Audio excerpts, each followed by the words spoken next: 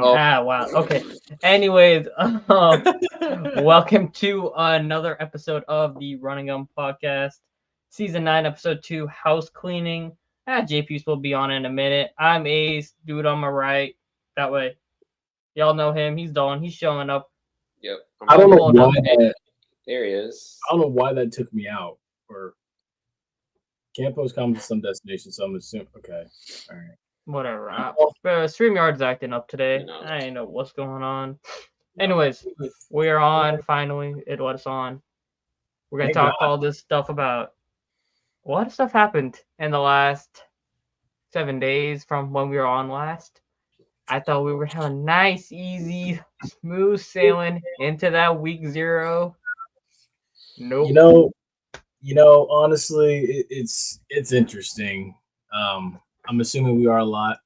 Yeah, we're live on Twitter. We're back live on Twitter. So yeah, like I said, I was assuming we would have a smooth sailing transition. I was not expecting this to happen. Hey, but you know what? Things happen for a reason. God makes things happen for a reason, and you just know football season's in the air. It is. It's football back. Season's in the air. It's back. It is back. That's what I can say. And there's so much stuff that happens with it. So, folks, we're going to talk about the house cleaning that happened. We're going to talk about, FAMU cracking the top 25. We're also going to talk about, Ace's boy, who might be on the chopping block or the trade block. Oh, he does. He doesn't even know yet. What? His boy might be on the trade block. He doesn't even know yet. It's not in the script. Don't go looking there. Oh, no. Lattimore? No, don't worry. You gonna know tonight. You might have a sermon for us tonight, Ace. Okay. Yeah. Oh, are you talking about that fake report about Carr? That's a fake. I don't know. And then your boy, and then Mr. Sasser here. His team is up for sale. Oh yeah, our team. Yeah. The Titans, really? Rest in peace, boys. Rest in peace. Oh yeah. Oh yeah. Oh my god. I don't even want to talk about that. That's a different. We're not even talking about hockey tonight. We ain't talking about hockey tonight. Too much stuff going on in football to deal with the hockey nonsense that happened yesterday, guys. Yesterday was a whirlwind, bro. I didn't even know how we're gonna start with that. What up, Ashton? Been a minute. We are back. Be a friend, tell a friend, like, share, subscribe. We're gonna get into this show as we come back. Or anyway, whatever. Run this intro. Oh god, this is gonna be so funny this evening.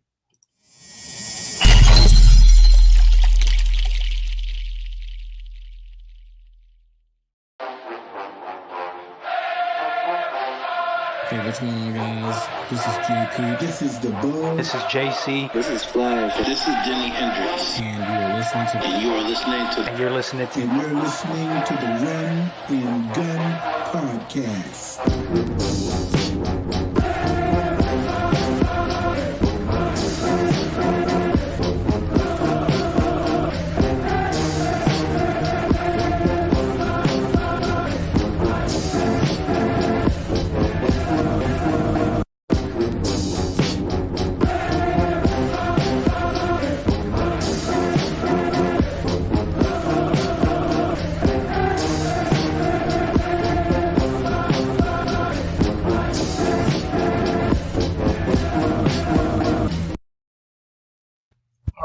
So let's go ahead and dive right into it. We're going to dive into the deep end already.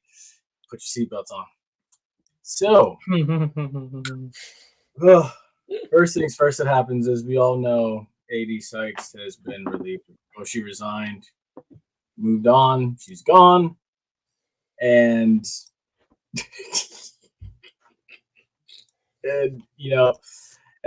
people voice their displeasure. Some people have voiced their happiness. We've seen two ends of the spectrum. So, as it basically goes, and as I've seen, it essentially has boiled down to the fact that, there's a major house cleaning taking place. New FAMU president, Timothy Beard, he has come in. He's cleaned house. There's some names that are gone. I can actually, if I go to one of my group chats here, I can name a few. that are actually gone right now as we speak. Because somebody had asked me the other day, like, who are all the names that are gone? If I can find it. Where is it? Oh, here we go. Barge names that were on the chopping block: Barge Miles, Carmen, Denise Wallace, Keith Miles, Tiffany, who is Tiffany Dawn Sykes, is the AD, Macbeth, Rebecca Brown. At the time when that was stated, 2 are confirmed to be gone, which, one of them is Tiffany. Keith Miles is one that I think a lot of people have. He used to be the voice of FAMU football, by the way, on the radio back in the day. He's rumored to be gone as well, so I'm wondering who. Those are the 2 right there that are gone right now. Well, at the same time, too, the 220 QB Club met today. So there was a lot that was said there. And among the things that were said were quarterback situation and also who is still around on staff with Thomas Beard. So, as stated, Thomas Beard came on there and set the record straight and said, I would be a fool to get rid of the entire senior leadership. Some are sitting here today. So, for those that are saying, this is a complete shit show, I'm just here to let you know that he didn't clean the entire house. It was a house cleaning because some people didn't go. Wait, what did you say? Not yet? Not yet. No. It's still a whole lot of time. There is a whole lot of time, and I'm going to be on there. Some of these people, they're not going anywhere. Yeah. He also said someone from UMass transferred in. Yes, he did. I still haven't found out exactly who that is yet, but good quality depth never hurt anybody.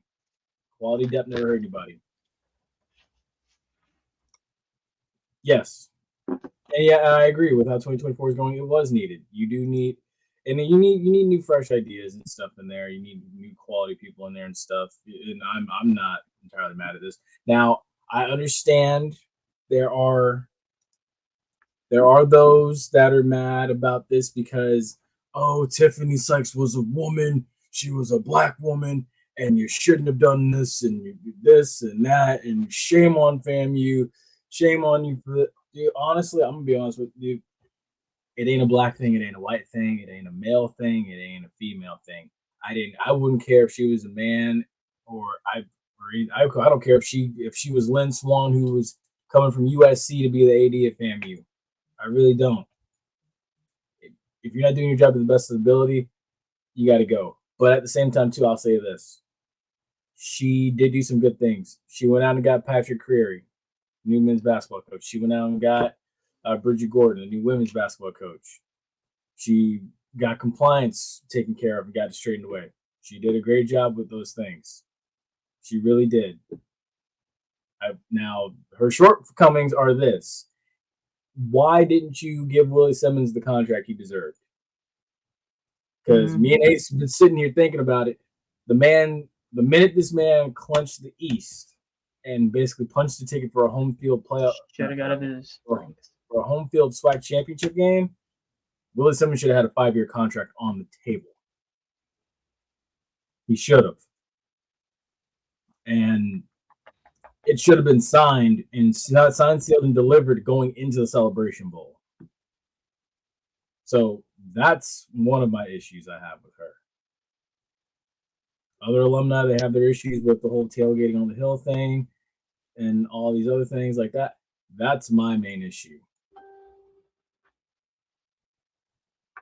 And now, what happens with Thomas Beard also is I'm sure he now has to go out and find a new AD, which I'm sure there's going to be a long list of names that will come out. Do I have any right now? No. But I will say, if you could send someone out to the Hawaiian Islands and go get Craig Angelos, who should have been the AD from the beginning, if you can afford to send someone out there to go get him, go do it.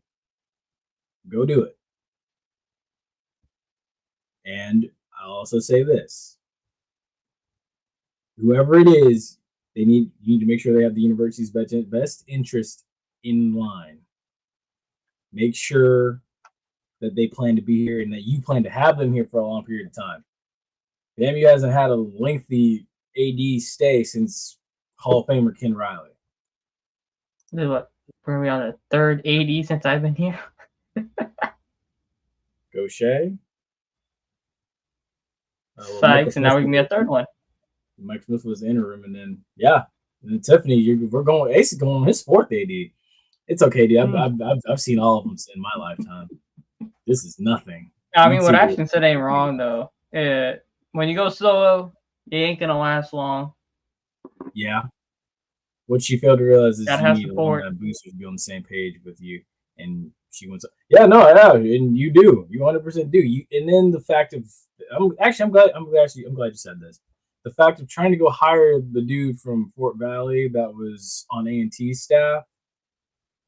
Yeah, that wasn't gonna fly. That wasn't. Well, the whole hiring firm thing too also is kind of strange. Because you had a guy in-house and you still went and got a hiring firm, and then you ultimately circled back and went to the guy in-house. It was pointless. You had, and honestly, and I'm gonna say this. I know I keep saying I'm gonna say this, but the other thing too is the players, and this is where it doesn't matter what people like you and me and what other outsiders that are keyboard warriors have to say. It matters what the guys in the locker room believe. The guys in the locker room knew who they wanted. They begged and pleaded for who they wanted because they knew they were going to play their ass off for who they wanted. And that was James Colsey. They didn't want Milk Dud from Fort Valley, who used to be at A&T. They didn't want him. They wanted Colsey. And you see now the roster that Colsey's constructed. Because here's the thing. If Colsey goes out there and wins and even just gets back to the SWAC championship, he just has to get back to the SWAC championship, in my opinion, or even just finish above 500, which I think he'll get back to a SWAC championship. I think they'll be in Atlanta at the end of the season, personally, bias aside. What can haters say? What can the doubters say? All he has to do is just win the SWAC championship again. Minimum, in my opinion. And all this criticism of the hiring process goes away. Everyone that said it was stupid, it looks like a dunce. But hey, I digress. I mean, even her whole hiring, remember the whole hiring process with AD Sykes, right? Remember how long that took? That was almost like a whole, 6-month process, it felt like. So they went the majority of the football season without us AD. They had to get a hiring firm, I believe, to even hire her. And then there was some stuff when she got hired. And then it's like, you go out. I believe this was after the ineligibility nonsense because they had the ineligibility when they didn't have the AD. Mm-hmm. That got fixed. Then you don't re-sign Willie. Your basketball team is a shit show. No hard feelings there. It literally was a shit show. Saying that as it was. Both sides. Got to get that fixed. Your volleyball was good. We get that. Volleyball was good. Softball was solid. Everything else was like. Well, golf was good as well. Well, I was saying, like some stuff was solid. Like majority of the sports, you are not looking too great. And even when you have good scores, I forgot that. Remember we talked about on the podcast. There was like that sports thing with the athletes. Oh yeah, the APR scores were good. Yeah, the scores were good, but it's like when you're having the financial side, I feel like on the academic side she was solid, but on the financial side, that was where the big issue was because when she pulled out of the Orange Blossom Classic, remember that had a whole thing come up too. Yeah. So it was like financially, you were seeing the red flags. You know what I mean? Mm-hmm. Mm-hmm. So it's not entirely shocking that it happens. Just like you're 2 weeks away from your biggest sports season happening, and you're gonna have to restart this whole process again. I would agree with that. And it starts next week. You gotta come out and make a major statement. And the whole thing about the athletes and the kids and stuff, don't shame the kids. Nobody's shaming the kids. From what I've seen and from what I hear, I just do my best. I'm not in Tallahassee. Just try to keep my ear to the street as best I can. Those kids the main focus right now for a lot of those guys, they ain't worried about all this. Their main focus is going to Atlanta, kicking the crap out of Norfolk State. That is the main focus right now. It is still business as usual. And and what's even funnier is when Larry Robinson took over as interim, he did the same exact thing, like over a decade ago. Thomas Beard comes in. He values athletics, trying to do the same exact thing. Wouldn't be surprised if he ends up being your new president here in a couple of years. Would not surprise me. Now, he needs to bring in the right people. We need Dalton chime in here. we need You probably have no idea. I'm gonna bring Dalton. He's saving himself for the funeral of the Minnesota Vikings. Oof. Yeah, very much. Bring Dalton in here in a I'm grieving still right now. Just kidding. But yeah, so in other news, I don't know who saw the preseason. On the good side, let's talk about some good news here. Yeah, I don't know who saw the preseason breakdown video, but I had FAMU predicted at 12-2. I can't speak on what these two guys had FAMU predicted at, but I know that's where I had them at. I honestly foresaw this team coming in. I expect them to come in preseason ranked 20th, but they come in ranked 25th in the country this year, which still isn't bad. So, they'll finish top 15. Yeah, no, I could see it. I could see it. I would like it. I hate that this team's sitting there as defending HBC national champs, looking up at South Dakota State and North Dakota State. I felt like this team should probably be, truthfully, maybe a top 15 team to start the year, but it is what it is. I don't think this team's beating Miami or Troy. That's my personal take. But again, if I'm wrong, I'll put my foot in my mouth. So, Ace, Dalton, you guys tell me, where do you guys have FAMU predicted to finish this year as far as records go? Dalton go first. What'd you say? You said 12-2? Here you go. I'll bring the two losses are Miami and Troy. Yeah. I mean, if that's in their schedule, Troy and Miami, that's be tough. It'd be cool to see them actually. Troy and Miami are 2 of the first 3 games, or 4 games. Ooh. Here you go, Dalton. Here you go. I'm gonna share this for you. Oh, okay. All right, good old Eds. Ooh, at Troy, at Miami. Oof. And everything else is a cakewalk, pretty much. Yeah. No, honestly, I've said it. I've said it before. The only game a lot of people some people are kind of worried about October 5th and October 19th. I'm not so much because those games are being hyped up. I was about to say, because I remember seeing stats of Jackson State or Jackson, I think, and I remember they put up some points. So I feel like that was the Coach Prime Jackson. That's not this Jackson. That's a different team now. Yeah, okay, completely different team now. As the post Brady Patriots. Yeah.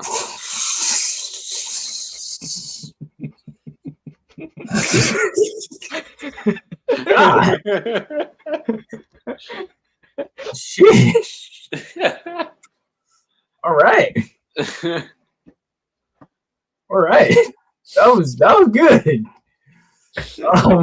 But honestly, if anything, if there is one game that does scare me, I've said it before, it's that Prairie View game on November 9th. Just because road game. Yeah, it's a road game. It's late in the season. Right now it worries me. Who knows? It may change when the season gets going because of the fact that we'll know what Prairie View is by that time. We'll know what FAMU is by that time. Everyone will have kind of shown their hand at that point. So right now it worries me. I could change my mind by, who knows, by that second bye week on October 12th. I could change my mind. We'll see. I'm going to say 11-3. So, okay. So aside from Miami and Troy, who's your other loss? I'd probably say Jackson or Prairie View, I guess, maybe. Jackson State or Prairie View. Okay, that's fair. Again, folks. But I don't know why. I kind of. I mean, Miami's such a hard team, but yet I look at all this, like win-loss records within the last few years. Even when Miami goes up against opponents in the ACC, like Clemson and of course Florida State, and it seems like they've just been really on like a downward spiral and trying to rebuild and trying to. I don't know. It's like a roller coaster with Miami. So I wouldn't be surprised if they could actually like beat Miami. I don't know. You gained so much brownie points from a lot of people by saying that just now. You really did. I mean, Troy's pretty good too. I mean, like my old coworker of mine. I mean, he went to Troy and he always talked about Troy football, this and that, and the whole Sun Belt and everything too. But I look at the Sun Belt Conference now because he went to that school, Troy, and it's like, Troy's okay. I mean, they were 11-2 last year. Yeah, they were 11-2 last year. Yeah. Funny enough, they lost to Duke in their but bowl game. I think they lost their bowl game though last year. They did. They lost to Duke. Oh, it's Duke. Yeah, but they lost. Yeah, I'm going 12-2. Yeah, no, 11-3. So 11-3, and I'm gonna take 12-2. Same with you. Yeah. If there's any game I could see them dropping, I would have said Southern, but that's in Tallahassee, so they're not losing that. And it's just like they own Prairie View. So I just can't see them losing to any FCS team this year. That's a fair assessment. Again, like you never know. I mean, it might change depending on who they announce as a starter. So, like, if it's Junior Maratovich, I'm gonna say they'd probably drop the one against like Prairie View. But like, if it's not him, I'm sorry, I'm a firm Junior. No offense to him, but I'm just not a fan of his. So, funny thing about that also too, that was also said today. That was one of the many things said at that T20 QB club meeting. So Colsey basically had said, Sunday, he said, but he also said jokingly, I don't know how serious he was about it. He said, I can't tell you which Sunday, but he said Sunday, we're going to name a starter. So maybe this Sunday, you name a starter, depending on how he plays. Next Sunday comes, you have a new starter. So we'll see what happens. If I've seen some Instagram reels of Junior Maratovich in practice. Him and Quan Lee have looked really nice connecting on deep passes. Now, what's the coverages on that deep pass Instagram reel? I can't really see all that now. I need like a sky. I mean, is it like 1v1s kind of thing? Is there a safety on the top? It was man-to-man coverage, I think, because the safety took someone else. Okay. I saw the safety take someone else. Okay, so then that's not terrible then. Like, if it was one-on-ones, like the one-on-one drills, I would have said like whatever. Oh no. I mean, if it was like from a scrimmage play, I was like, all right, maybe I could see something there. But that junior game against coming in relief against Jackson State, and then that next game, bro, never forgetting that. Hey, now I will say, in his defense, he didn't have a QB coach. He did, but he also didn't have a QB coach for a majority of. I mean, he had Willie Simmons, but you still need a QB coach. KJ Black left after 2021. He didn't have anybody in 2022. He didn't have anybody last year, and he's got Henry Burris this year. So yes, I will be there. I'm not sure. Well, I'm sure where I'm sitting, but I'm not sure at the same time. But I will be there. I will be in Atlanta, as will a lot of folks hoping to see y'all there. Can't wait for it. I wish Ace was joining me, but I know Ace could have met Hendricks this weekend or this coming weekend. Yeah, who starts that QB? It's gonna be Daniel Richardson. Ain't that the dude, right? Yeah, it's the other one. Daniel Richardson's the other one. Yeah, it's him. I had to make sure. Now, I will say, Colsey did praise both Maratovich and Daniel Richardson and Austin Hooker. So I don't know. Like FAU, they weren't terrible last year with him. He had a good game against USF. That's the only reason why I said him.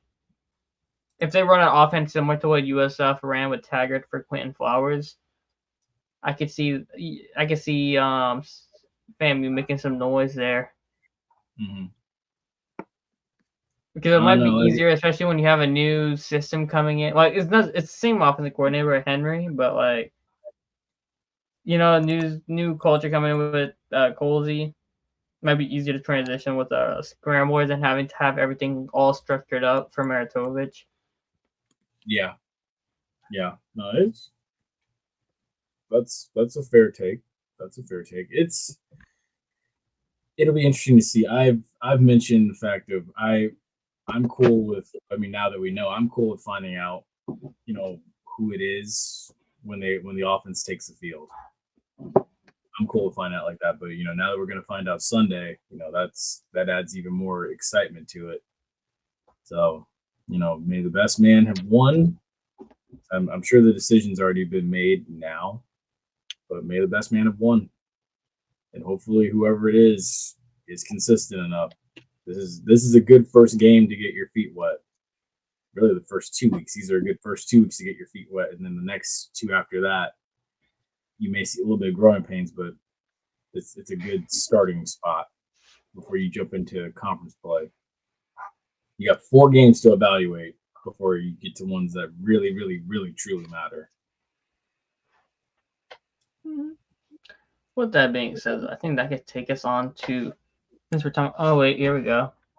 Ashton says something first. FAMU hasn't had a high caliber quarterback since Curtis Pulling. No disrespect to Musa and Stanley, but they aren't high caliber in his opinion. Okay, but Musa was literally the best quarterback in SWAC last year, so I mean, you can't really say that. I know where he's going with it. It's, I mean, like Ryan Stanley was good. It's just, for me, it's like the demon of the Florida Classic haunted him, and I think that haunted his legacy a little bit. It's like, you if you're gonna be FAMU's all-time leading passer, for me, it's like you got to win the Florida Classic, at least one, or you got to beat him leaving, going out. So like 2019 to me, it's like that was his chance to like kind of like seal his legacy a little bit, I think, and he couldn't slay the dragon. Now with Musa, what's up, dude? Wait, oh, yeah, the other one.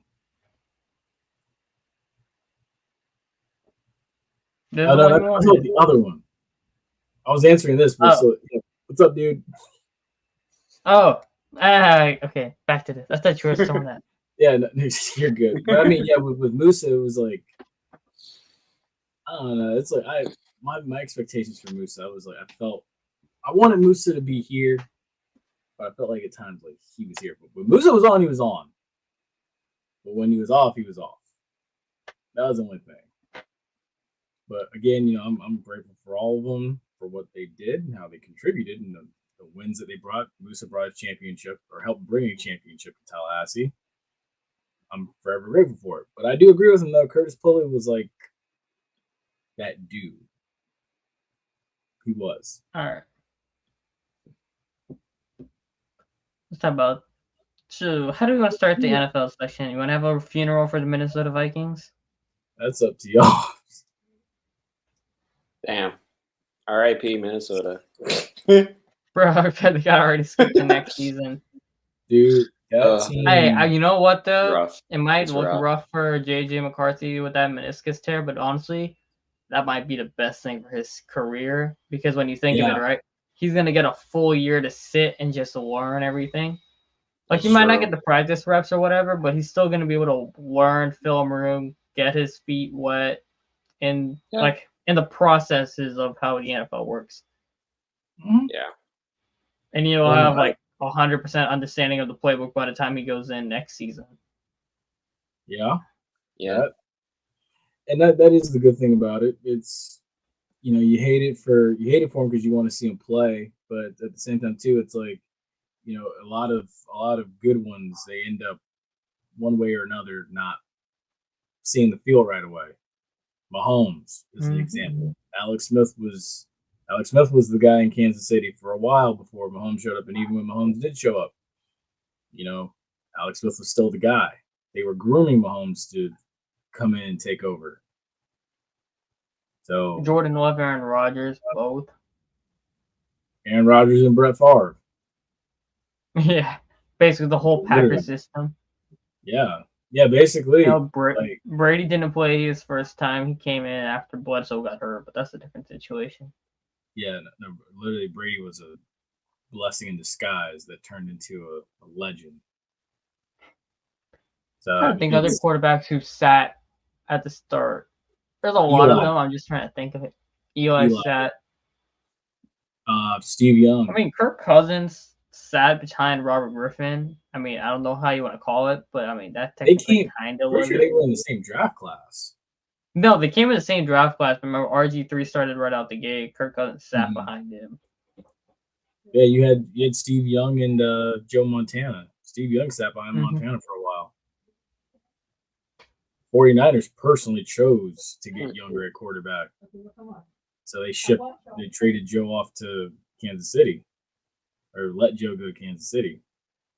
So this could be a blessing in disguise for J.J. McCarthy, and it also hurts Minnesota too because Jordan Addison just went down with an injury today as well. Yeah, they said he might be back by week 1. It's just an ankle sprain, thankfully for them. Oh. My funny thing is, imagine, right? Like, these guys were hyping up Sam Darnold for, 6 years now? He's been in the league since 2018. Imagine if he actually just goes out there and is, semi-competent. That just would be so funny. Like, if he has a Baker-type revival.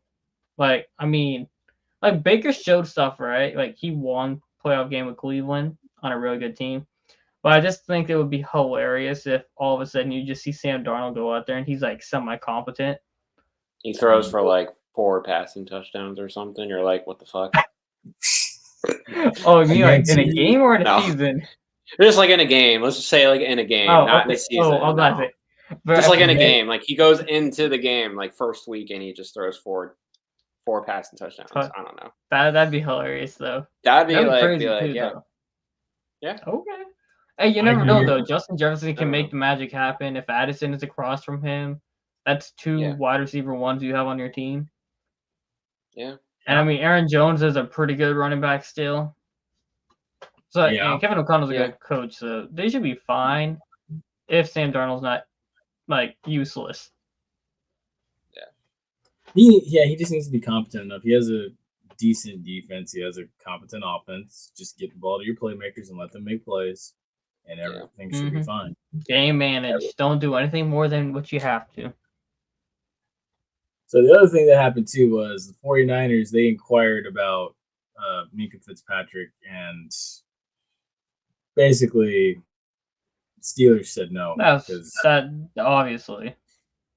Because I'm like, dude, come on, John Lynch, really? You think they're about to trade their star safety for Brandon Ayuk? No. I'm not pulling the trigger on that. No. I really They said he's going to re-sign with the 49ers. That whole Ayuk thing's just a waste of time. It is. The funny thing was, Amari Cooper was willing to go if he would have went to Cleveland, but Ayuk said, "I'm not going to Cleveland." He was like, bro, let me get the hell out of here with Shine. They want the Shine. So it works out. It works out. Hopefully now he can be the complimentary wide receiver number 2 for Deebo Samuel. No, Deebo Samuel is not a wide receiver 1. Let's get that first thing clear. Deebo Samuel, his brick feet, bro, he is not no wide receiver 1 ever. Oh my god. He's a worse version of McCaffrey as a running back and as a receiver. Damn, because I was about to say, is McCaffrey a running back number 1, or is he 2? Oh, definitely. League MVP, cover Madden. Yeah, he's definitely running back. McCaffrey's the running back 1 and wide receiver 1. Brandon Ayuk is the wide receiver 2, and Deebo Samuel is the wide receiver 4 behind George Kittle. Damn. Am I wrong though? In a crazy way, he's right. In a crazy way, yeah. You're kind of almost right there. On the He's pecking next, order, though. it goes McCaffrey first, Ayuk second, Kittle third, Samuel fourth, and then Juwan Jennings fifth. He's right, actually. Like in a cosmic way, he's that's spot on. I could agree with that. So the other thing too that happened was Tyreek Hill said that he can beat Noah Lyles. So In other news, pigs can fly, guys. I know that. Now Tyreek got wheels. Wait, he clocked it like 22 miles per hour. Dude, it's Nah, so fast. they have the time, right, for a 60-meter dash. Tyreek's time was like 4.7, and Noah Lyles is like 4.4. Yeah, nah. Maybe in the 200. 200, Noah Lyles was third fastest in the world with COVID. I mean, yeah, Tyreek got no shot. Yeah. The real question it's like can Tyreek beat Usain Bolt? Like an old Usain Bolt? Oh, like Usain Bolt in his prime? No. Usain Bolt not now? even Usain Bolt in his prime. Like Usain Bolt you... now could probably still beat Tyreek Hill. I'm gonna be dead serious. Well, I think so. I agree with you. I think he could. I would take Usain Bolt. I would take Usain Bolt in that. That's Tyreek speed is a different level of speed to Tyreek Hill's speed. Tyreek Hill is like, okay, you're doing 50 on a state road and you think you're going fast, but then you go on the highway, interstate, and you're seeing a guy go 80 miles an hour blowing or 100 miles an hour blowing by you like you're standing up still. It's just two different levels of speed. Yeah, it is. It is. Now, what I would have loved to have seen is I would have loved to see when they did those Olympic time trials and DK was in it. I would have loved to have seen Tyreek in that as well. Just because you gauge where DK was for as big as he is and as muscular as he is, how fast he was compared to world-class sprinters. I would have loved to have seen Tyreek Hill in that race as well to see. I feel like, of course, he would have beat DK, in my opinion. But I would have loved to that he would have done. Yeah. Oh, yeah. But I would have loved to have seen in that pecking order where Tyreek would have fallen. Yeah. And it all boils down to the fact that Noah Lyles wants to say, you can't call yourself a world champion. No, Noah Lyles needs to shut his mouth up, though. Yeah. Oh, yeah. 100%, dude. He's not helping his own case, but it's also like Tyreek Hill saying, oh, he can't say nothing after what happened to him. Like, if getting a bronze medal is a bad thing. So it's like, you're kind of like, Noah Lyles, you're a dumbass and you need to shut the hell up kind of way. But it's also like, nobody really could say anything to him because, I mean, it's like if Usain Bolt was chirping other people in Jamaica kind of ways. You know what I mean? Yeah. It's interesting all around. I was about to make a comment and be like, well, the real question is, would Tyreek Hill, is he going to surpass Nick Cannon with the amount of babies that... Because think about it. I mean, the amount of kids that Nick Cannon has and the amount of kids that Tyreek has right now, I mean, he's almost catching up to Nick Cannon right now. Let's be honest. Hold on. I need to Google something. Give me a second. I'll be right back. It's freaking hilarious. Oh, my God. It was freaking hilarious. I don't remember where I saw it. I think it was like a Instagram reel or it was something on Instagram or like a post, and it just had Nick Cannon and freaking Tyreek Hill back to back. So the question actually is, can Elon Musk pass Nick Cannon for the amount of kids? Because Elon got 12. Elon Musk, what? Got 12. God damn. At least 12. Damn. I wouldn't know what to do with myself. Bruh. It's too much. I won't do that, but we're off topic here anyway. Sorry, that was just something funny I wanted to say. The other thing that happened is Hassan Reddick. He's not getting traded. He's demanding a trade from. He's not getting traded though. The Jets. Unless he goes and pulls a full AB kind of thing. Would just run off the field. You talking about run off the field, or are we talking about getting frostbite in his toe?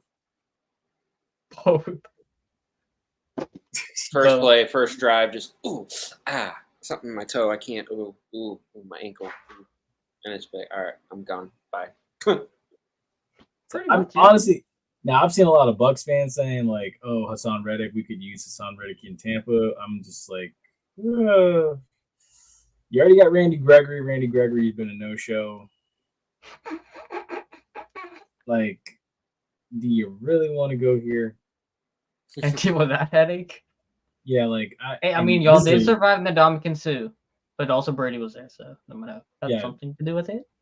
I mean, even before Ndamukong Suh, or even before Brady showed up, Ndamukong Suh was like still very much, he was one of the alphas in that locker room. But also when you think of it too, like the Falcons went and got Matthew Judon, so if that's gonna force one of the other NFC South teams to make a move, I don't know. Yeah, no, honestly, that's a little interesting one. I don't know. The Falcons are kind of interesting because you got 3 guys coming off of season-ending injuries, and like Kirk Cousins, what's his name, Grady Jarrett, and now Matthew Judon. And you're like, well, if all 3 are good, you're fine. But then you're like, well, what happens if they're still, washed after they come back? Yeah, but they signed him. They didn't give up a draft pick for him. Oh, true. Okay. Falcons traded a 3rd for Judon. This is true. This is very true. Now, the other thing, too, is tell me if it was fake or not, but your boy apparently was on, like, the chopping block, I guess. Can we, I need some context here because I'm so confused. Because apparently there was a rumor swirling that Derek Carr was on the trade. Oh, no, that's a fake. That's a fake. That's a fake report. It's a fake troll account. Okay. I wish it was true, but it was a fake troll account. I was honestly waiting for you to come on here. That dude has been a menace for the last week and a half on Twitter. He's just been putting out fake stuff, trolling anybody. Because he made the account look like an actual reporter. Oh God. Damn. Yeah, so he's got I know you would have been on here. Yeah, once you check the follower count and it's 21,000, you're like, this guy's fake. I wish it was true though, but alas, it's not. I mean, you literally just watched preseason first game. Bro was shitting the bed, giving ducks to everybody. Oh, wow, they look pissed off already. And then you got Spencer Rattler come in at the 4th quarter, win the game, and you're like, bro, it's just hilarious. So when me and Chad did the NFC South video, your boy Chad basically said Spencer Rattler's not going to see the field this year. How long until Spencer Rattler sees the field, Ace? Week 11.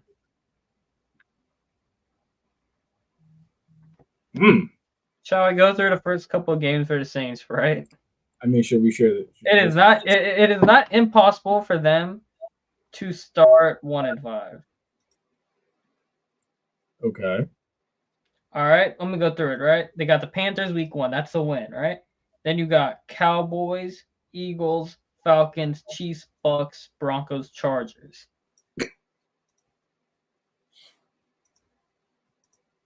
Okay. There's a chance they barely maybe win 1 or 2 of those games. It's right there. Yeah. Because if CD's healthy, right? The defense might be solid, but then you got to remember, you have the worst offensive line in football. You just put Micah Parsons on the right side to line up over the right tackle, whoever it is going to get demolished. As you remember, friend of the show, Christopher Vogel was saying, they need to have a different name for that beside a mismatch. And I said it's going to be a raw dog on live television. Whoever the hell Micah Parsons lines up against on the right tackle, I'll be watching. Wait, is that week 2? Oh, geez. That is week 2. Yeah, Micah Parsons is about to break the sack record in that game. Then you got Philadelphia. Chauncey might be chirping, but then it's also you got Jalen Hurts, who Dennis Allen has been terrible against rushing quarterbacks. They won last year, but also it was like Jalen Hurts didn't play that game. I just realized that, how personal that game is going to be. You have Chauncey going back to New Orleans. And then you got Atlanta week 4. And last year they lost in Atlanta. So it's not a gimme game. You actually have to go up and show. In division games, you never know who wins those. Kansas City, they have no shot at Kansas City. Let's be real. That's going to be a bloodbath, too. And it's on Monday Night Football. Oh, wait, who? Yeah. Wait, whose schedule is this again? This is the Saints. Oh, ugh. You think I'm serious? I'm not joking when I say there is a legitimate chance you might be seeing Spencer Rattler by week 11. Then you got the Bucs division game. They can win that or they can lose that. Yeah. So let's say they win the division games, right? That's what? 1. So that's 3 wins, and then you have losses against Dallas, Philadelphia, Kansas City. So you're 3-4 going into week 7. Sean Payton's coming to town. Sean Payton's gonna take that game personal. But you gotta look at his quarterbacks. Oh yeah, Bo Nix. Yeah, the defense might eat him alive. So they beat Denver. Justin Herbert might eat the Saints alive though. But then again, the Chargers offense sucks. So it's more of, can the Saints survive Joey Bosa wreaking havoc with Khalil Mack on them? And you know what's funny about all this? I listen to you, but then I listen to like national experts and stuff. And all these national experts have like the Saints or the Falcons winning the division. At what, 9-8? That's the best they got. I don't even think they do better than 9-8. There's a lot of Saints. Best case scenario. They smoking crap. The secondary is good. Don't get me wrong. They have the best corner room in the league. Linebackers are solid. Got a good defensive tackle. Chase Young might be good too. Everything else on that team outside of Olave and Shaheed is going to be bad. Because the offensive line is going to be terrible, so Kamara's not going to get any running room. So, yeah. So that's basically telling me right there I shouldn't draft Kamara in fantasy. Got it. I would draft him if it's a PPR league. I wouldn't touch him if it's not PPR. Maybe second line, not first, like not starter, but maybe second or third. Or like so noticing not as an RB1. Kamara's always probably like an RB2 flex guy. Yeah. Just because of the catches he'll get. Because Derek Carr was a good check down. I'm noticing now week 11's against the Browns. I'm noticing that now. So yeah, he would come after the bye. Spencer Rattler? Bad. Yeah. You said week 11. Week 11's against the Browns.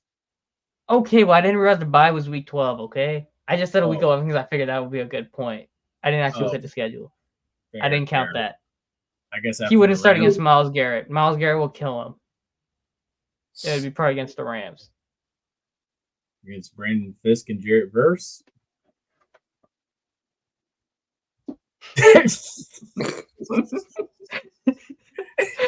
Good God. Jesus. Oh my god. Or they ride Carr out the whole year and they just suck, and then you're kind of like, okay, well, we have a top 5 pick. Now, and then you know what's funny is the other thing that happened in Dalton's own division right there in his backyard. Someone was talking about the Texans wide receiving core and the Texans offense, and someone was like, who's stopping this offense? And someone posted a picture of Jeffrey Simmons and the Titans. Okay. Don't ride with your team, Don. Ride with your team, man. Well, yeah. I mean, I got to stick up for the Titans. I got to stick up for the Titans, but hey, you know what? Callahan is okay. You know, he's a new head coach. He just started. Give him some time. Give him some time to work in these players. I have more faith in the Titans offense and the Titans defensive line. I have no faith in that secondary. I mean, you don't have Derek Carr. I mean, you don't have Derrick Henry. You don't have Derrick Henry anymore, so you know. The better Derrick. What's the lineup looking like? You know, who are these Tony key Pollard, players? Tyjae Spears. That's not a bad running back room. No. Yeah, it's really not. The quarterback, I feel like between Will Levis and I don't know about Will Levis. Will Levis, that's like If DeAndre Hopkins is healthy, I think that'll be fine because he's quarterback friendly. Like the man puts up numbers no matter who's the quarterback, so he'll help him and then Calvin Ridley on the other side. Calvin Ridley is a wide receiver too. He can't be a 1. He always has to have somebody on the other side to help draw the coverage. So he'll be fine. Alabama. Exactly. So yeah, for the Titans, it's hopefully Will Levis is good, and they should be fine on offense. That defense is the issue, especially when you have the Colts, Jags, and Texans in the division. Yeah. Which is the issue. Yep. Yeah. So now the question is, which one between the Texans, Jags, and Colts are going to win the division? That's funny because when Peeps and I were doing our video, just him and I, for my division, we speculated that. And honestly, I feel like the Titans are going to come between, like, tie for probably third, tied for third, but, or actually, no. I think I remember saying that. I know for a fact that the Colts, the Texans winning the division. The Texans win the division, and then Colts second. And then I think it was like a tie between the Jags for like third and the Titans, but at least for me, but tying for third, but last place, whatever. You don't think Aaron Rodgers makes noise at his age? I mean, if he's on LSD, sure. Bro. No, it's going to be a lot of. If he doesn't tear his Achilles in the first 5 minutes of this year's Monday Night Football game, God, yeah, he could make some noise. Yeah. All he got to do is play 5 snaps. He'll make a lot of play. noise if he plays 5 snaps. Play more than 1 snap and you're good. I think he'll be solid. Yeah. But honestly, no, seriously, I mean, NFC East, or not NFC East, AFC East, it's open. It's anybody's division, honestly. Like, the Dolphins could have took it and they fumbled it at the end. I mean, are we really still buying stock in the Bills? The Jets, they could if Aaron Rodgers stays healthy. I was looking at the routes Keon Coleman was running, right? In the preseason. He only had 1 catch or whatever. But I was watching the routes he ran, it didn't look like he had brick feet like he did at FSU, so I don't know. If he doesn't have brick feet, like, he might be able to make noise in his rookie year. The issue is who on that secondary is going to step up because you lost a lot of guys. Yeah, Levi Wallace is gone. What's his name? Micah Hyde's gone. Micah Hyde and Jordan Poyer. Yeah. Like, the secondary is going to be the big issue with Buffalo. And this is why I'm not buying stock in Buffalo this year. I literally feel like it could be Miami or it could be the Jets. The Jets, yeah. I think what do you guys think of what y'all think Gerard Mayo, he said yesterday, I believe, or the day before, he said, if you guys fight, if you're a starter and you fight, you're playing the entire preseason, and if you're not a starter, like if you're a bench player and you fight in a practice, you're not seeing the field at all. I mean, what do you think of that? Dude, football is a competitive game played by competitive individuals, and it's a violent game played by violent, barbaric individuals. It's not for the faint of heart. Fighting happens in camp. You get tired of hitting the same person over and over and over every day. And it's camp. It's camp, though. That's the thing. Like, it's your team. It's your teammates. Why do you need to start fights with your teammates? No, it's not the teammates. It's like when they have joint practices. Oh. Yeah. I mean, honestly, hey, some things get said. Like the brawl that the Giants and the Lions had the other week. Things get said. You know, there's no penalty flags in joint practice like there is in a game. So no, that barroom brawl may break out.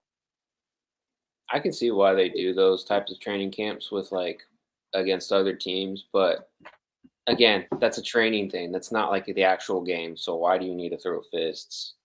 Why do you need to be doing that? You know, because NFL out of left field could be like, hey, can't be doing that. Like, we're gonna have to suspend you for the first game, their first week or two. I don't know. They won't suspend anybody for a fight, but Yeah, it's more if the starters, you're gonna have to play kind of thing, I guess. I don't know.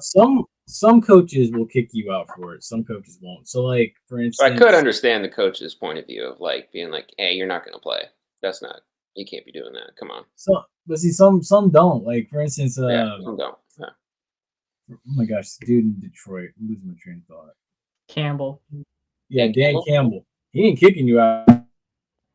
Heck, last year he put what was it? Last year or 2 years ago, he put the Lions in pads the very first day of camp, and he made them just go at it. But look at where it got him. Yeah. Mm-hmm. Forged it by fire.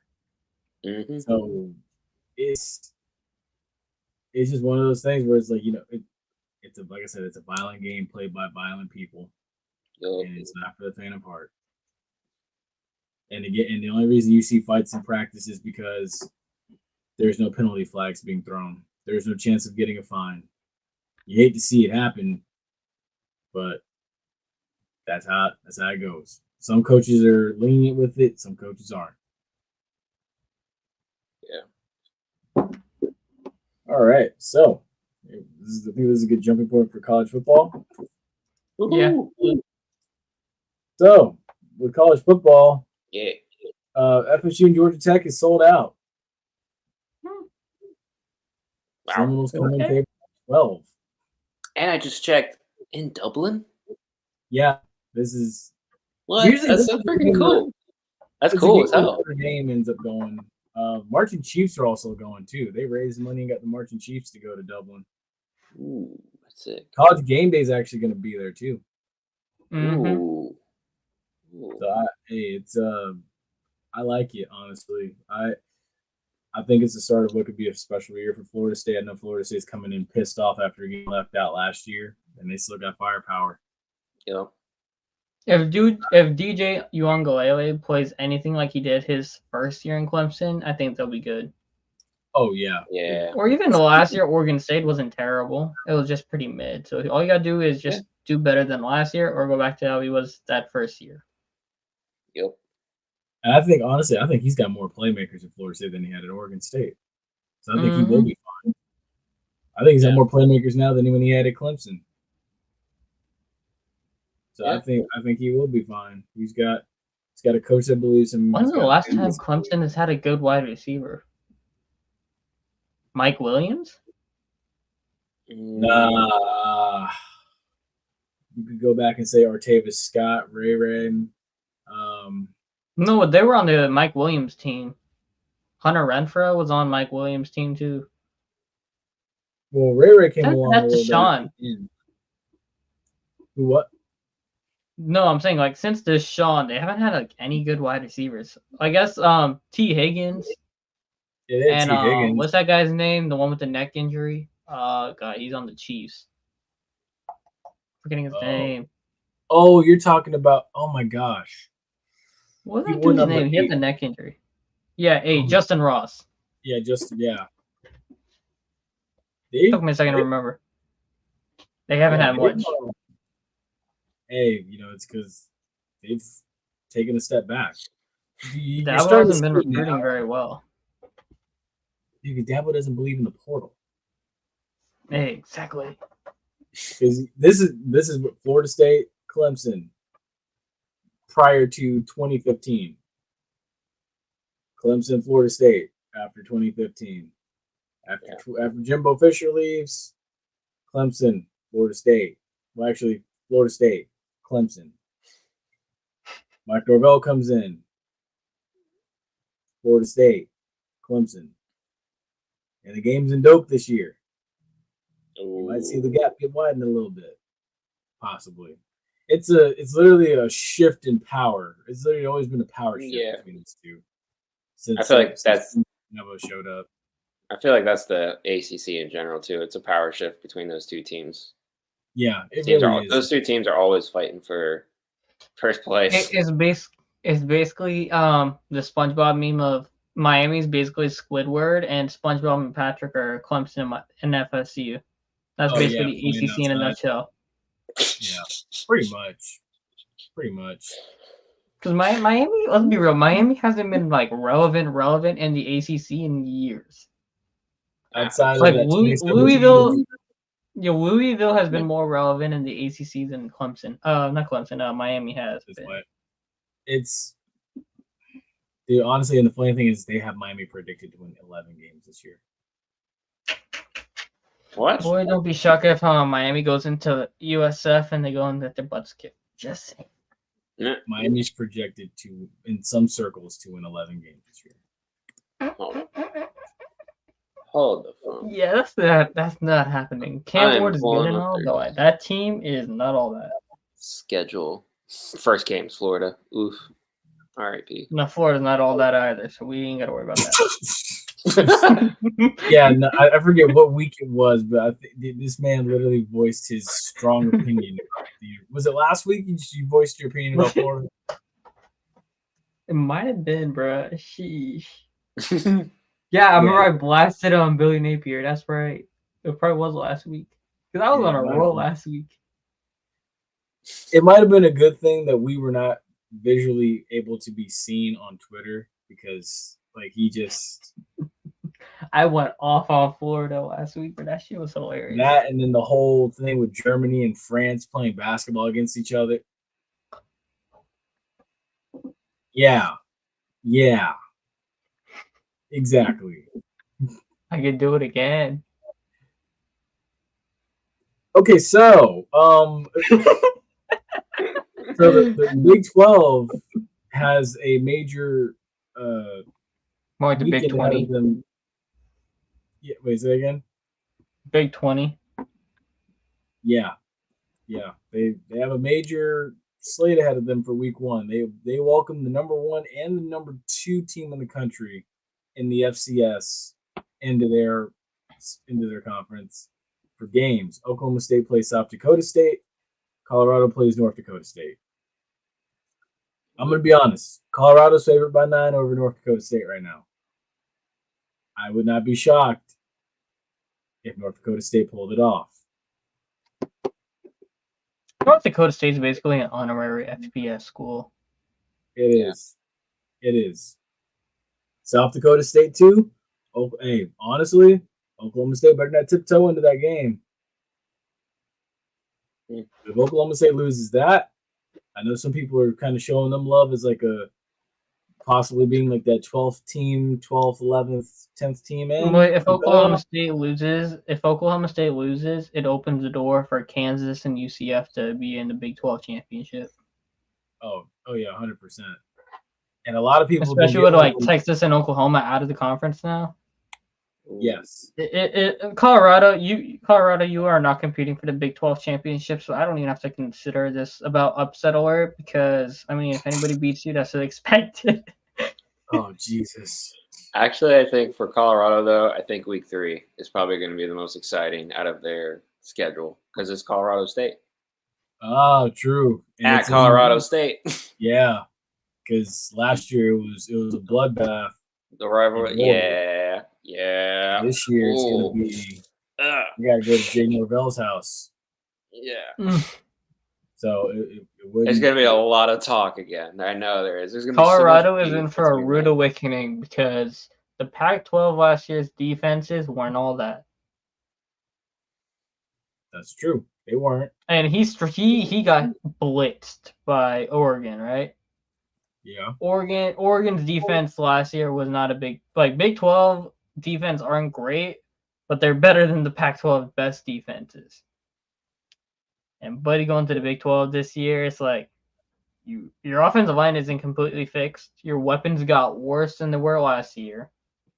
And you still can't figure out how to stop the run. So rest in piss. Did you say rest in piss? He did. Yes, I got that. Like, what? But no, I agree. It's they have a rude awakening. They got a huge matchup where they got to play Oklahoma State at the end of the season. They got to come into the bounce house and play UCF. And then, not to mention, you got this game right here against North Dakota State. Like, dude, they are so confident that they feel that they are going to win that game. They're so confident. They are literally laughing at North Dakota State. I'm like, nah, don't do that. Don't do that. Boy, if North Dakota State beats Colorado, I am telling you that parade will be hilarious. Yeah. On this. I know we're streaming on 4 different apps, but for the folks on Twitter, if Dion and Colorado lose to North Dakota State, oh my God, it's going to be a bloodbath on this app. I'm telling you now, it's going to be a bloodbath on this app if North Dakota State beats Colorado. Colorado better win that game for a lot of people's respect. Mm-hmm. Otherwise, they're going to lose all that swagger. The season. No, they'll keep the chirpiness, but they'll keep chirping other teams. But it just gives the other team more bulletin material to put up in the locker room and get more motivation to kick their ass the next week.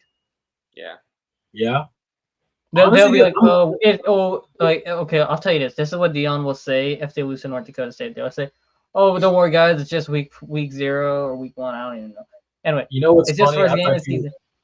I know we shouldn't play with religion, but I really thought you were about to say, the power of Christ didn't compel us enough to win this game this week. That's what I was going to say. Just be lucky I didn't.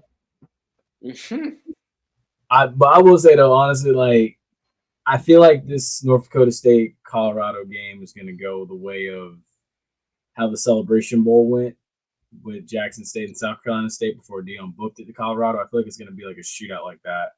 Like Travis Hunter's I feel like he's going to have to go both ways that game. Mm-hmm. He'll have to go both ways the whole year. Yeah, and hopefully he stays healthy. Hopefully he does. I just hope he doesn't get burnt out.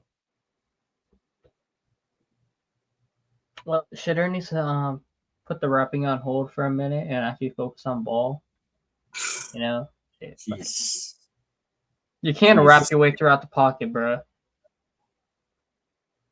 That's true. You can't. You can't. And if your offensive line collapses in 2 seconds, you need to get the ball out and not take a hit like you did last year because your body won't survive. That part. So also, so I need to ask Dalton this question as far as the Heisman Trophy goes. So the Heisman Trophy odds are out. Oh. And we talked about it last week. So these are your leaders in the clubhouse, so to say, for who will likely win the Heisman. And it comes as follows, with Quinn Ewers and Jalen Milroe leading the pack, followed by Carson Beck. Those are your top 3 as far as favorites to win the Heisman. Jackson Dart is there underneath. This has JJ McCarthy on it, bro. We need some new odds. Wait, yeah, why is JJ McCarthy there? Yeah, hold on. Let me see. Yeah. Bro, what is that from? This is from FanDuel. Well, why is JJ McCarthy on this? Bro, we need some new odds. Hold on. Let me pull it up. Let me see. Let me get one. While you guys are searching that, I have a fun little tidbit about the Tennessee Volunteers. Ooh, stop it. The Vols are going to preserve Neyland's name. Originally, they were going to be like, no, we want to scratch Neyland Stadium and call it something else. But they came in with like another deal with Pilot, which is like Oh, yeah, I saw that. I heard about that. I'll preserve the names of Neyland and Shields walking field while giving Knoxville-based company prominent signage through the stadium. Yeah. Oh, you're sharing. Hold on. Here you go. This is the one. Hey, I had better odds. Mine is more updated. Go ahead. Zoom in on that a little bit. All right. This is the actual FanDuel Sportsbook app current odds. Dalen Gabriel is the #1 odd. What the hell? Oh, whoa. Wait, Will Howard is at Ohio State? Yep. When did that happen?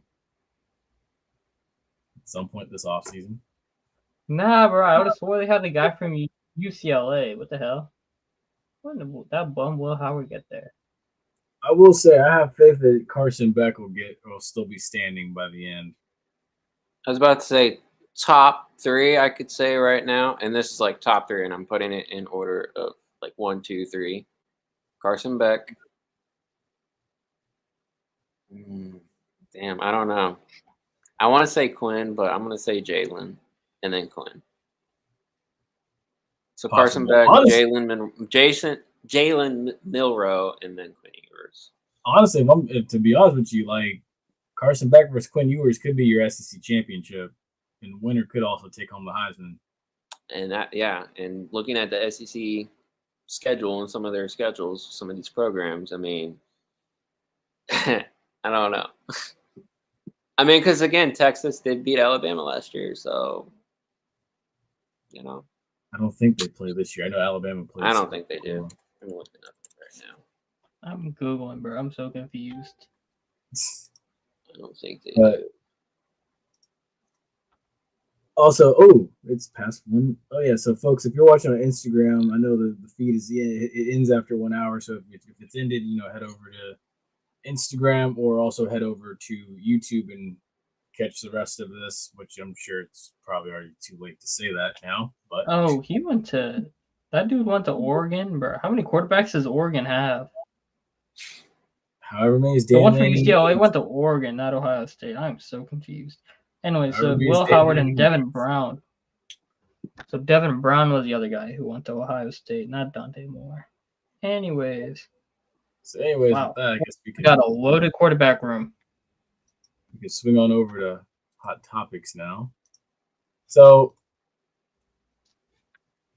with the 2024 Paris Olympics now concluded, you have a couple sports that'll be added back. I spoke with our friend Allison about it. Softball will be part of it, so will baseball, as well as flag football will also be part of the Paris Olympics. So, yeah, the NFL players are going to basically run the show.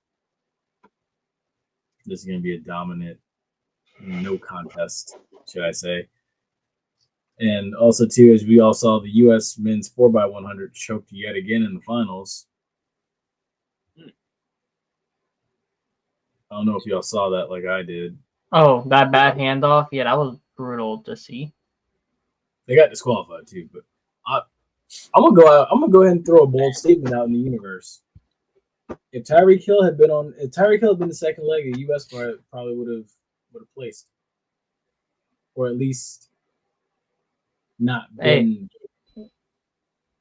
We're talking about U.S. screwing the pooch. Jamaica screwed up the Olympics horribly in track. Oh, dude, yes, I was very, very shocked. They choked the 100, choked 200, and choked. They didn't even get into the final heat for like what the hell is Jamaica up to? And the women's 4x4, they trotted off. They quit. They didn't even finish the race. I was very shocked and amazed by that. I was like, Jamaica, one of like the fastest countries on the planet, didn't even. I don't know. Maybe the glories caught up to them or something. I don't know. But it was shocking to see. Dude, China was more impressive than Jamaica. Right. China had like 300 or 200 less participants than the U.S. and had the same amount of gold medals. Because they did those little events that nobody was watching. Yeah. They did like ping pong, diving. Well, everybody was watching diving. Don't disrespect no ping pong. Ping pong is fun. It's just China took that over, sadly. Badminton. They had a lifting. They won the gold medal in lifting. Bro, what? China won the gold medal in lifting. Yeah, they got a gold medal in lifting. Damn. Nah. I thought they were like, shut up. You need to stop. See. I was about to be like, damn, what's in that rice? What's in that rice? Sorry. That's bad, I know, but Jesus. Golly. Sorry for the audience. No, it's fine. It's fine. It wasn't me. Yeah, no, it wasn't you for a change. But I mean, yeah, dude, I was shocked. I will say I was utterly shocked. I mean, I'm sure they had somebody in. Shooting was the other one. Hey, shooting was the funniest one though. That guy with the Turkish one with no glasses just going this shit. Oh yeah. No, that was just pure aura right there. No, that was. Oh wait, like the shooting of ski shooting. No, he No, had no, just. Nah, this man going like Oh, bro going like this. That probably just gets real casual with it too. he'll probably get a strike for doing that, but whatever. No, we're talking about sport. It's fine. It's literally pistol shooting. Like that's an Olympic sport, guys. Chill. Anyways. yeah. That was funny. Like they had like the Inspector Gadget crap going on, like that like thing like this going like this. It was just like what the. And Here, then, hold on. Let me do it. Watch this. Ready? Oh, shit. Boom, like that. That's basically how they were. And for the people who are on Spotify listening, whenever you do, it was a bottle cap on my eyeball looking like the Inspector Gadget going there. Anyways, moving on. So the other thing that happened was Tom Brady and Giselle. You know, they're going through their divorce right now. And wait, was that actually real? Dude, wait, hold up. This is okay. Wait.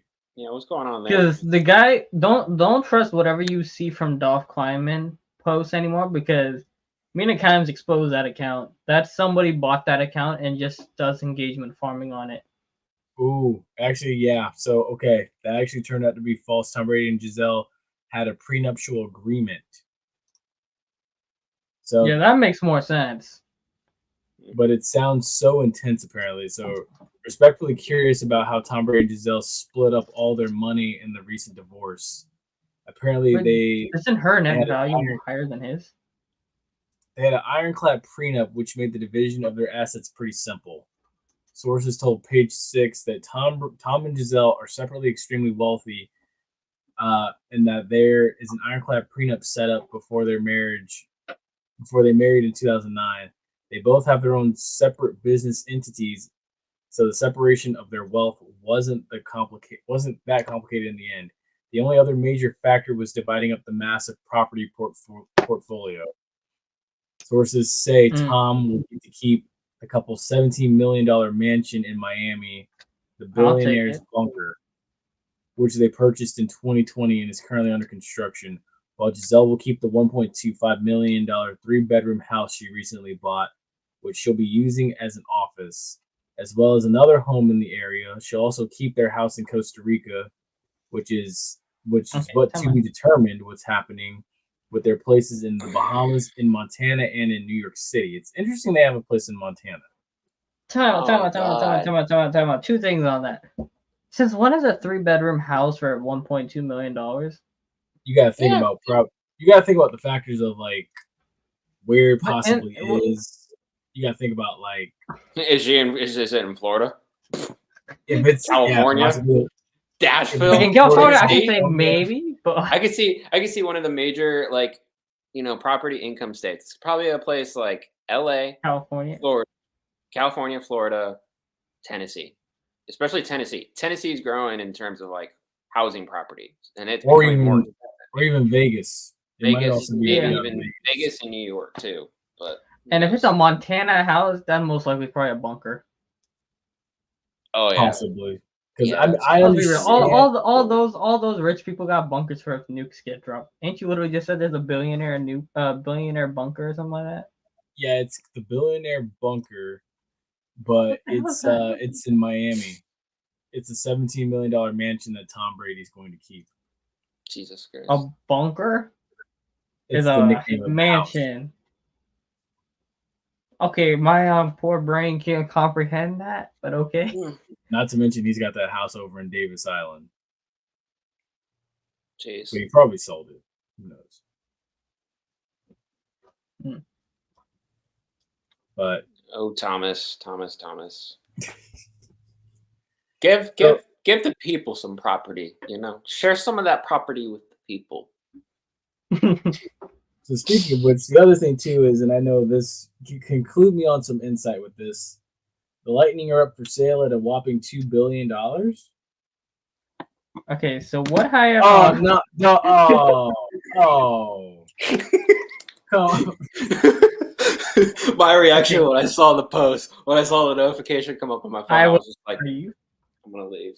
That I literally, my brain, my heart and my brain could not take any more after this offseason, but somehow we got one more dagger.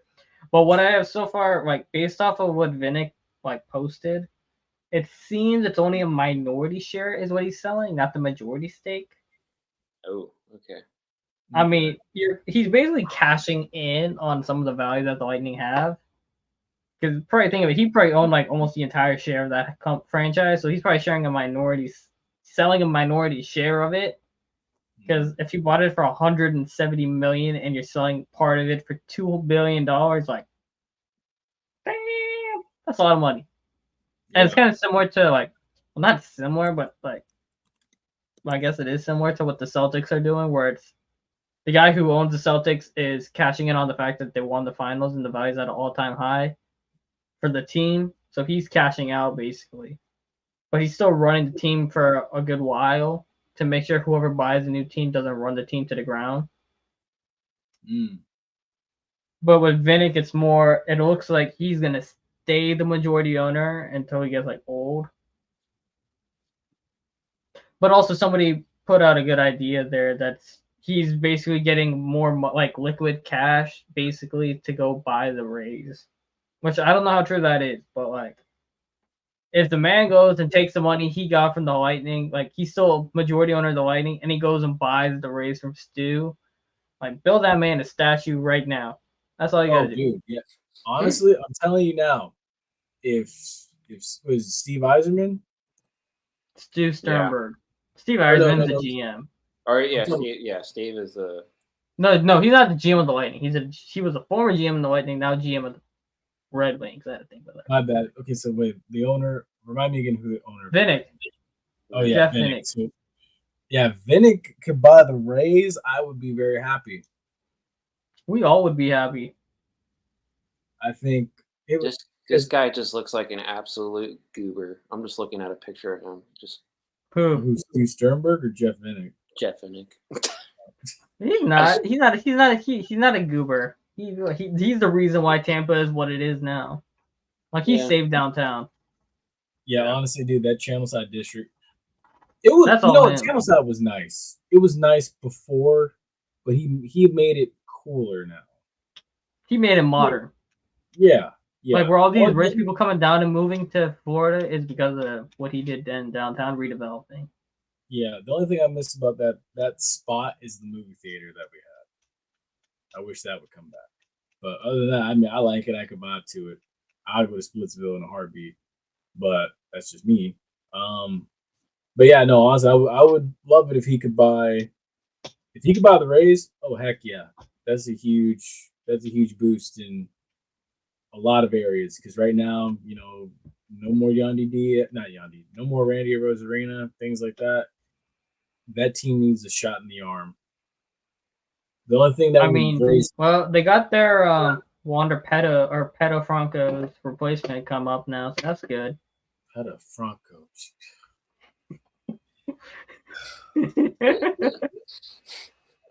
Oh, it's one transition. I got that on the first try. If I got it on the first try, that would have been my elite right there. But yeah. So Junior Caminero came up, finally made his return. Technically he made his debut in the playoffs, but he was hurt most of this year, so he spent it all in the minors. So now he's finally back up. So hopefully he can be the face of the franchise and not get arrested. That'd be nice. I think it'd be fine. I like his game a lot. I was watching them play the Astros last night. I like his game a whole lot. He's got a lot of potential for a young guy coming into the league. So it'll be exciting to see what he can do. Hopefully the Rays pay him and not trade him away like they do everybody else.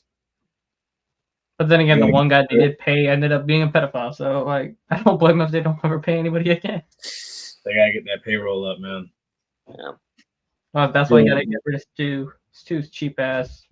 Anyways, See, but the thing is like that raises the question of concern for me. It's like, so if they end up coming across, I'm not going to jump that far yet, but if Jeff Vinik ends up buying that team, what happens with the stadium situation? nothing. It's mostly funded by St. Pete anyway. Okay, so they're not coming to Tampa still. No, they're saying it's St. Pete. Okay, which is fine by me. That means the taxpayers of Hillsborough County don't pay for it. The taxpayers in St. Pete do. Hate to be selfish like that, but fine by me. Only plus side, I would have preferred. I mean, you're basically paying that back in gas money anyway. Yeah. Yeah. How much is your gas in Florida? How much is gas in Florida right now? I'm curious. Random question. Like 350. 370? It's like 340, like 340 something. Damn. Yeah. It was fluctuates. 370 here. last week, and then it was like 340 on the weekend. Damn. It fluctuates here. It jumps from like 10 cents. It's either like 330 or 340. Yeah. Must be nice. Come to Nashville. No. I prefer my no state income tax. Exactly. But I mean, we can come for like a friendly Y'all visit. still stay on coast anyway. Screw Nashville. Oh. I was about to say we can go see Stamkos, you know? No, I'm good. Stamkos You can come Stamkos party. can stay in Nashville. You guys can come party on Broadway, and we can go party on Broadway and see Stamkos, you know, right next door. It'd be a great time. It's funny you mentioned Stamkos. Like I was at West Shore Mall. All those little murals and stuff of all the players and stuff, they've either been covered up or taken down. Well, West Shore Mall is getting destroyed in like a couple of months. It is. Really? What the? Yep. New high rises for the rich people from New York, guys. So many high rises. So many. We're getting off topic again. Back to sports talk. Yeah. We covered everything this evening. Oh yeah, we have no movie talk tonight. I don't think, unless you want to talk about Deadpool. I don't know. But I pick a name for myself here. Like, I haven't seen it yet, so I don't know. Can't talk don't about spoil it. Boo that. Okay, you want to talk about something then? I got one thing we can talk about. Let's talk about the fact that Disney can't make no new content, and everything that they've came out with is now a remake or a sequel, or just a live action remake. Or it's just absolute dumpster fire. It's just dumpster fire. It's dumpster fire. Yeah. That's right, because they're making a Mufasa movie. Yeah, like they're basically ruining all of the Lion King now. So Jesus. Whatever. Because Mufasa has to have like an origin story now or something. Basically, did anybody ask for that? No. No. Yeah. I just want House of Mouse on Disney Plus. Is that too much to ask? Since we're talking, bro, I'm not paying for Disney Plus anymore, bro. They raised that price again, another $2. That shit last year was like $10 or something like that. Then it went up to $14. Now it's going up to $16. Ew. No. Yeah, no, I ain't paying for that. Or is it part of that ESPN Plus Hulu bundle? No, I get Hulu. Even though I graduated, I still have it for another year of like $5. Or no, I get it with Spotify for like $5. So I get Spotify and that. Nice. Well, folks, we've come to an end on tonight's episode. We appreciate it. Everything. You know, we talked about a lot of topics here. You know, honestly, closing thoughts on this whole AD situation. You know, dude, look, this FAMU was the number one public HBCU before all this happened. FAMU will still be the number one public HBCU after it. FAMU's weathered a lot of storms in the past and made it through unscathed. Unscathed. FAMU's made it through. FAMU's continue to make it through, and it'll still be fine. Honestly, as it boils down to, my closing thoughts are with that. We wish her well. She's gone. It's over. It happened. We're moving forward. I'm excited to get to Atlanta. That's all I care about right now. It's a new day. It was an It event. was an event. What was an event? Like the episode or the whole 80 era? Sykes I think it era. probably means both. Probably means I wouldn't both. be shocked. Probably both, yeah. But yeah, so those are my closing thoughts. Also, tomorrow night, Patriots. Oh, Deadpool was an event. Oh yeah, Deadpool was an event. Patriots Eagles tomorrow. So the question is Drake May gonna play more than a drive? He should. We'll see. I'm really curious to see. We should have mentioned this in the NFL, but that's the other thing. Terrell Jennings will be playing once again. He looked good. Dude, he looked really good. He looked really good. I'm rooting for him to get more carries, and I think he will produce again. Yeah, I know a team that can use a running back because everybody's hurt. But the offensive line sucks. And so the head coach sucks. And the offensive coordinator was pretty boring. Who, the Saints? Maybe. Also, no, somebody else needs a running back. The Chargers need one. This is true. Oh, did you guys hear about that whole thing where it's Jim Harbaugh?